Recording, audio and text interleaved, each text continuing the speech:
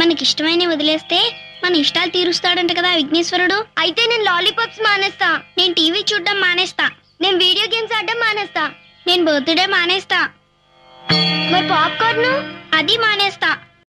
ఈ ముడుపు వినాయకుడికిచ్చి మా అమ్మా నాన్న విడిపోకుండా చూడమని మంత్రంతో చెప్పండి పంతులు గారు.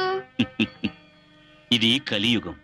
ఈ యుగంలో భార్యాభర్తలు విడిపోవడం, తండ్రి కొడుకులు ఒకళ్ళనొకళ్ళు చంపుకోవడం, అరాచకాలు, దోపిడీలు ఇవన్నీ కలివైపరీత్యం. ఈ కలియుగానికి రాజు ఆ కలిపురుషుడు. అతని విలయ వికృత తాండవాన్ని దేవతలందరూ కలిసినా ఆపలేరు. ఒక దుర్మార్గుడికి అధికారం కట్టబెడితే దేశం ఎలా అరాచకమవుతుందో అలాగే కలి పాలకుడవడం వల్ల ఈ కాలధర్మం నాశనం అవుతుంది.